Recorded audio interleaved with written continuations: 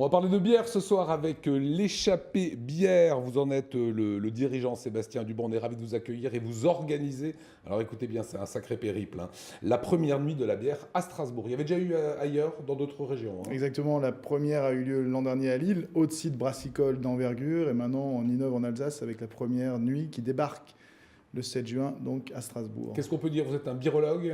On peut parler de birologie, oui, c'est le terme qui est utilisé. On parle de zytologie, birologie, zytologie également. Pourquoi? Zytos par rapport à l'Antiquité, où qu'on est à l'origine du mot bière, on parlait de zytologie. D'accord. Le terme aujourd'hui est entré au Larousse depuis mai 2018, biérologie, donc on parlait de birologie. Ça c'est clair, Serena, Ouais. je suis zytologue. Zytologue. Personne ne comprend, Voilà, mais c'est c'est plutôt ça. pas mal. Ouais, ça. Ça va se passer le 7 juin, c'est un vendredi. Ça va commencer à 19h pour le premier soir, évidemment, et ça se termine à 5h du matin. Entre 19 et 5h du matin, on va parler de bière, je vous l'ai dit, hein. Que va-t-il se passer? Alors déjà, il va se passer la découverte de beaucoup de choses, hein. L'objectif, c'est de passer un moment convivial, dans la bonne humeur, bien évidemment, et surtout, c'est d'entrer un petit peu dans la connaissance des bières, hein, parce qu'on peut parler de culture bière au sens global du terme. Donc on va commencer le premier arrêt, on ne pouvait pas ne pas s'arrêter. Chez Storig. Chez Storig, Voilà, les à belles la images que vous cité, découvrez exactement, avec les magnifiques cuves en cuivre, etc. Donc là, on voit très bien, on va rentrer au cœur de la matière. Ça va être passionnant pour ce premier arrêt. On va profiter du Biergarten, en espérant qu'il fasse beau, bien évidemment, hein. Et ensuite, notre bus va continuer son périple. On pourrait parler d'un road trip, entre guillemets, pour aller dans une deuxième institution très importante qui est la Météor, hein, la première brasserie, la plus ancienne brasserie indépendante de France. Exactement, la famille Hague, avec Édouard notamment. Et là, on va s'arrêter à chaque fois, dans chaque brasserie, on va prendre le temps, hein, entre 1h30 et 2h. Donc, premier arrêt chez Storig, on va déjà aller voir un petit peu ce qui se passe autour donc, de la fermentation. Comment est-ce qu'on construit une bière? Faire comprendre aux gens justement que la bière, c'est avant tout une matière qui est vivante, en fait, hein. Parce que tout le monde travaille de la même façon. Ah, complètement. Il y a toujours, vous allez prendre l'Alsace, travaille autour de la bière depuis 900 ans, grosso modo, hein. Donc, on brasse depuis de nombreuses années, depuis de nombreux siècles.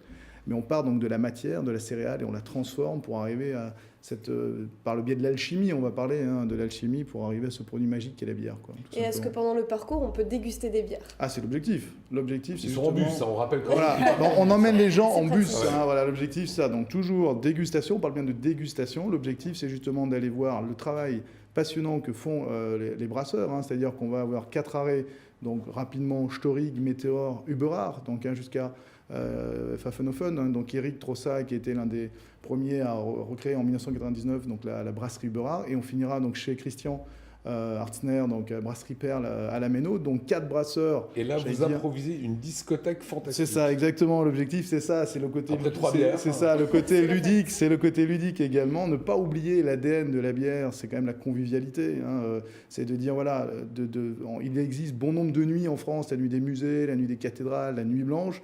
La nuit de la bière, c'est aussi ça, c'est d'aller voir un petit peu comment se passe la culture bière en passant un bon moment. Alors vous êtes Voilà. un vrai spécialiste de la bière. Delphine Vespizer l'avait même découvert, vous étiez avec elle Exactement. dans votre Alsace avec Delphine, et vous allez voir quelques spécificités. Là, c'était sur Strasbourg, regardez. Là, on se trouve au pont Saint-Martin. Et pourquoi est-ce qu'on s'arrête sur le pont Saint-Martin? Parce qu'on a déjà une très belle vue sur la Petite France de manière générale, avec cette enfilade de maisons. Et surtout parce qu'on a donc les anciennes glacières de la ville donc de Strasbourg, hein, qui était située juste derrière nous. Et on a utilisé pendant donc des années, en fait la force hydraulique, hein, De l'eau qui vient exactement, ici, ouais. pour installer les glacières qui alimentaient l'ensemble du quartier ici de la Petite France, mais surtout qui permettaient de réfrigérer en fait la bière avant qu'on ait des systèmes de refroidissement, de froid industriel, etc. On D'accord. produisait de la glace qu'on envoyait dans les anciennes glacières. Donc des pains des de pains glace. exactement, qu'on envoyait dans les glacières, que ce soit à Königshofen, à Kronenbourg ou encore à Schiltigheim, en fait, tout simplement. Voilà, et ça c'était le Strass Beer Tour. D'où elle vient cette passion pour la bière, Sébastien? Alors je vais dire, je remonte en 98, on va dire, hein, première incursion à Pilsner, à Plzeň, en République tchèque, donc à 500-600 km d'ici, hein, découverte de la Pilsner Urquell, qui est l'étendard, enfin dire l'étalon de la Pils.